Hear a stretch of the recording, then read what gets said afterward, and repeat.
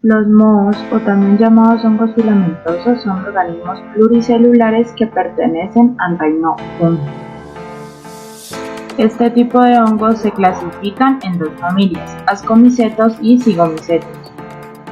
Además, los mohos se consideran importantes en los alimentos puesto que son los responsables de aportar sabor, textura y aroma en caso de ser beneficiosos, por ejemplo en los quesos, o echar a perderlos como pasa con las frutas y el pan.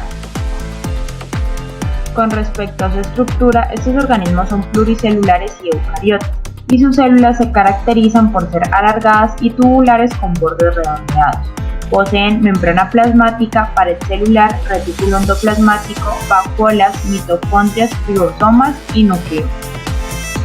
Presentan pared celular que recubre la membrana plasmática, compuesta por proteínas y polisacáridos como la citina, que ayuda a darle soporte, forma y proteger.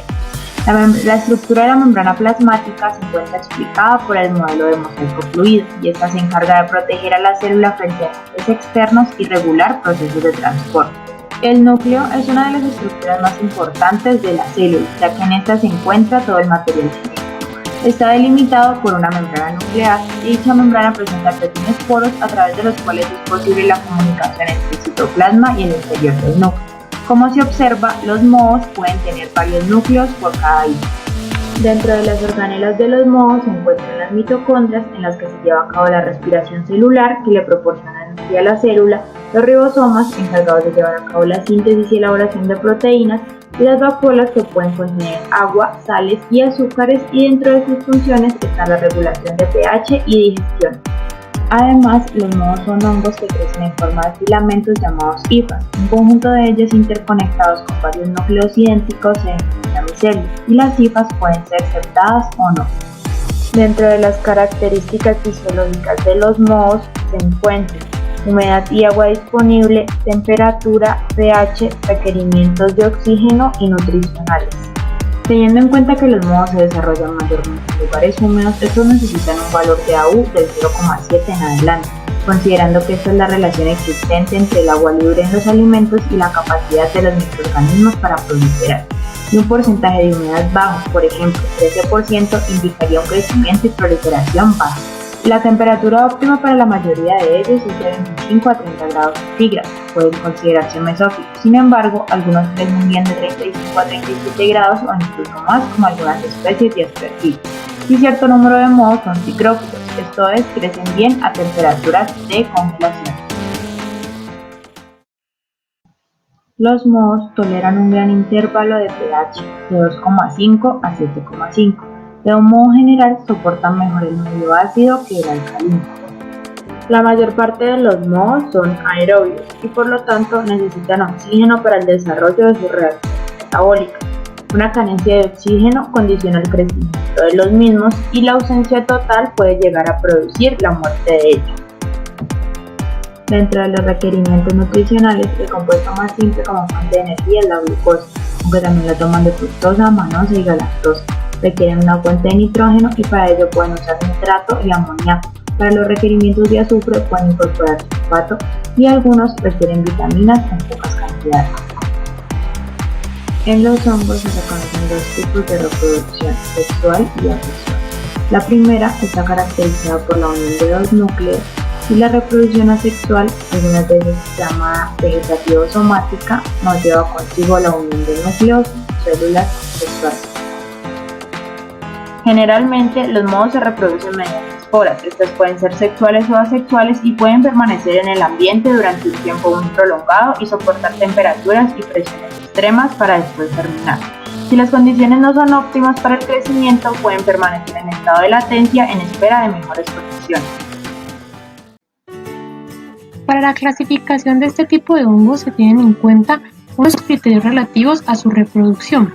Entre estas clasificaciones se encuentran los ascomicetos, los basidiomicetos, los deuteromicetos y los zigomicetos.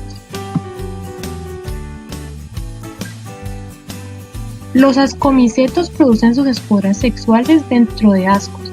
generalmente ubicados en un cuerpo pluricelular llamado ascoma. Los ascomas tienen forma de copa o son cuerpos cerrados o abiertos y se encuentran aislados o reunidos sobre un estroma. La presencia de ascos es la característica básica de los ascomicetos. Un asco es una célula en forma de saco que contiene un número determinado de ascosporas formadas tras la caleogamia y la meiosis, en donde la caleogamia hace referencia a la fusión de dos núcleos celulares.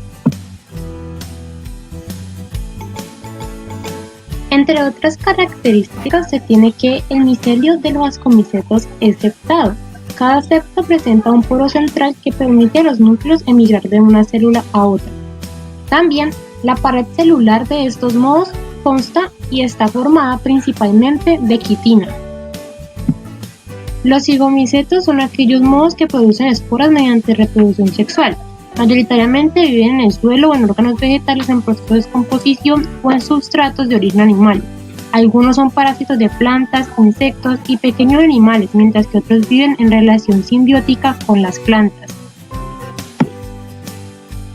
Su reproducción puede ser sexual o asexual, en donde la reproducción sexual se da por cigosporas, que son cigotos de pared dura y gruesa.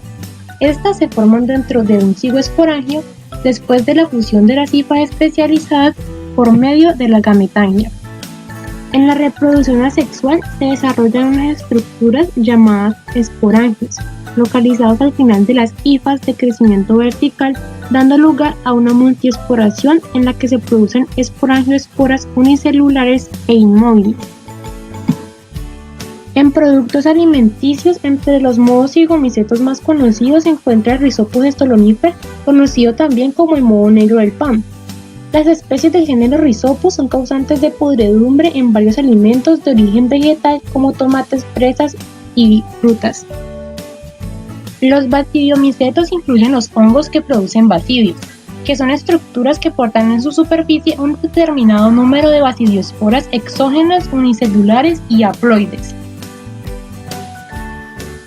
La reproducción asexual de este tipo de hongos se produce mediante esporas conocidas como conidios por gemación y fragmentación del micelio.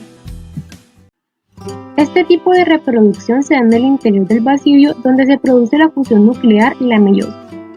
Los núcleos fusionados entran en contacto por primera vez al producirse la unión de los micelios primarios para dar lugar a un micelio dicariótico. Este tipo de reproducción finaliza con la producción y liberación de basidiosporas. Este es un grupo heterogéneo que engloba especies no relacionadas entre sí, pero que tienen en común el hecho de que tan solo se conoce su ciclo sexual o anamorfo. Por ende, se dice que estos hongos perdieron la fase sexual durante su evolución. Una gran variedad de mohos son de interés en la industria, tales como Aspergillus, Penicillium, Mucor, entre otros. Este tipo de mohos son utilizadas en distintas áreas de la industria, tales como la farmacéutica, el área de la medicina y en la producción de alimentos. Un ejemplo del uso de estos microorganismos en la industria es la producción del ácido cítrico a partir del suero lácteo por medio de una fermentación realizada con Aspergillus niger. El suero lácteo es un subproducto obtenido en gran cantidad en la elaboración de quesos, por lo cual se buscan nuevas alternativas de aprovechamiento.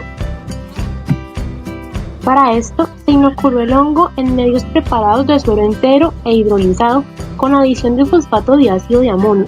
Se incubaron los medios a 30 grados Celsius por 8 días, durante los cuales se realizaron pruebas para determinar azúcares reductores totales, biomasa, producción de ácido cítrico, glucosa y pH. La producción de ácido cítrico fue similar en los dos medios, lo cual indica que independientemente de que uno de los dos medios está hidrolizado, Aspergillus niger tiene la capacidad de producir ácido cítrico desdoblando por sí mismo la lactosa. Así, los resultados finales de ácido cítrico fueron de 9.9 gramos por litro y 9.6 gramos litro para suero entero e hidrolizado respectivamente. Las levaduras son hongos que se forman sobre los medios de cultivo. Son unicelulares, se encuentran clasificadas como ascomicetos o basidiomicetos y son esenciales para la producción de diferentes alimentos y bebidas. La estructura de las levaduras está determinada por los gránulos lipídicos, el núcleo, la mitocondria, la pared celular, la membrana plasmática, el citoplasma y la vacuola. Los cuerpos lipídicos son organelos dinámicos que participan en la homeostasis lipídica de las células. El núcleo es el encargado de contener dentro de cromosomas el ADN de la levadura. Al dividirse, da lugar a la fermentación de nuevas células. Las mitocondrias ayudan al proceso de homeostasis celular. Además, juegan un papel crucial en la adaptación de las células de la levadura al estrés hiperosmótico.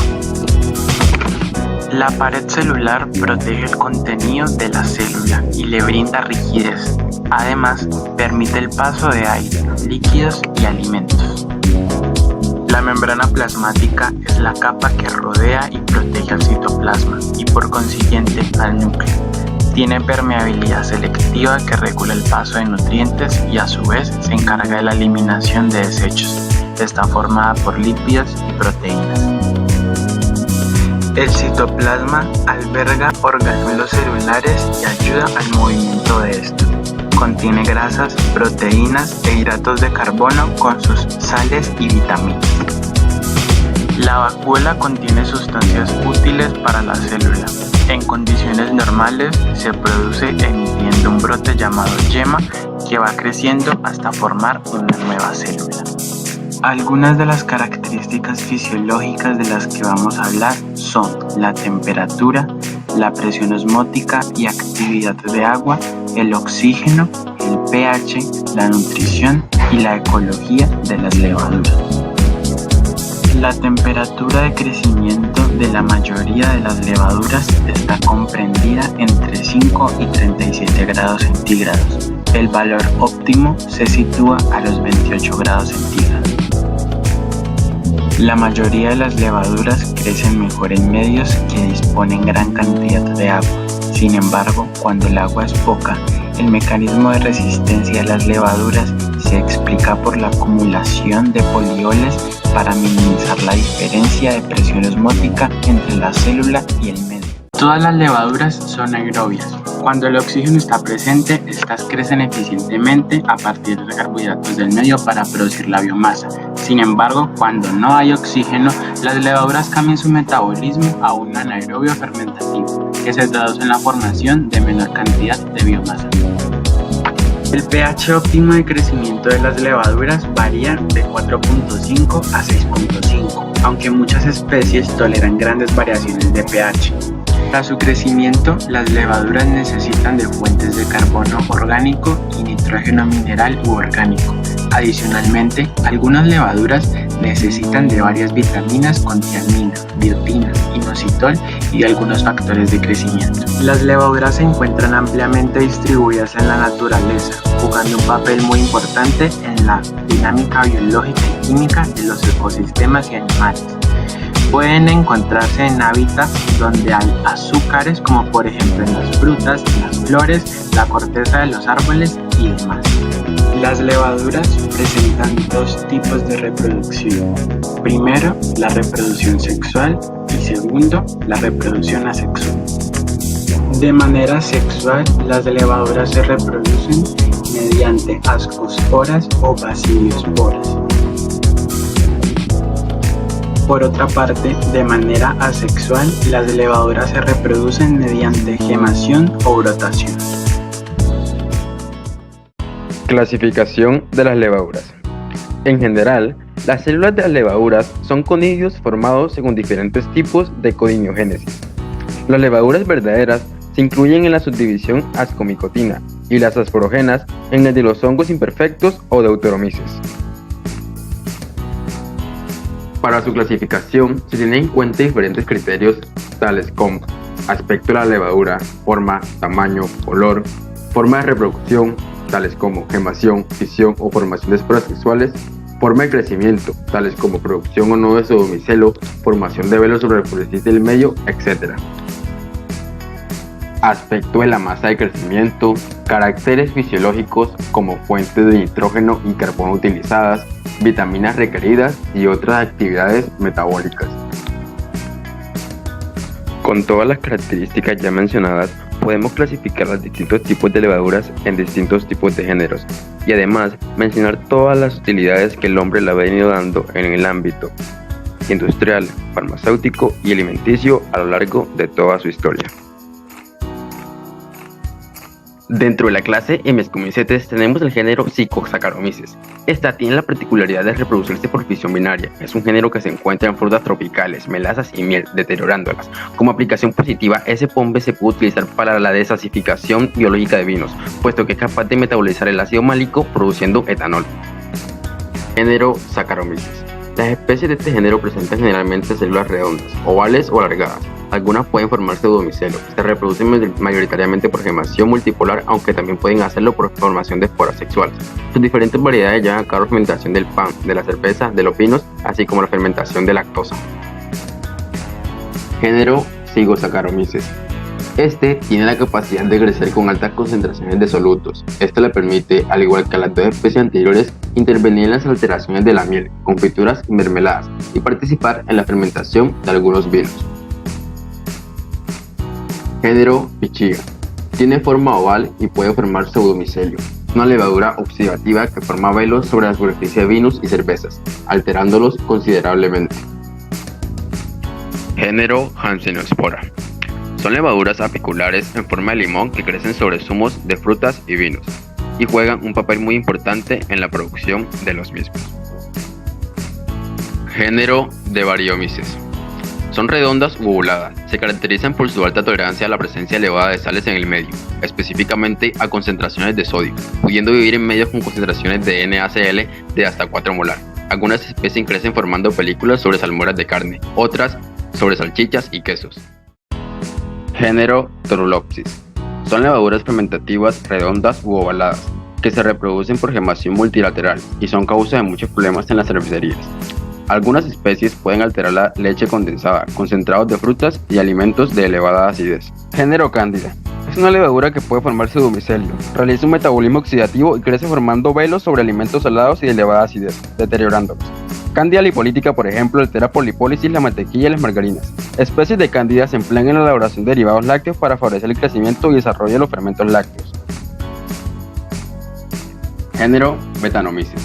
Tiene forma alargada y arqueada. Participa en la fermentación de cervezas inglesas y en la belga, Lambic.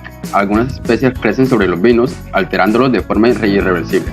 Producen metabolitos que dan aromas indeseables de olor parecido a los excrementos de ratón. Género Trichosporum. Crece bien a temperaturas bajas, lo que le brinda ventajas a la hora de realizar procesos industriales que requieran esas condiciones para óptimo desempeño, como por ejemplo la producción de cerveza tipo lager. Género Rotordula. Tienen color rosado o rojo amarillento y crecen sobre las carnes produciendo manchas coloreadas. Este tipo de levaduras tiene gran potencial de bioremediación gracias a su versatilidad de hábitat. El hombre, a lo largo de la historia, ha utilizado este tipo de microorganismos para su beneficio, en la producción de gran variedad de productos para su bienestar. La siguiente tabla muestra los tipos y especies de levaduras industriales más utilizadas actualmente dentro de todo el mercado alimenticio, farmacéutico e industrial.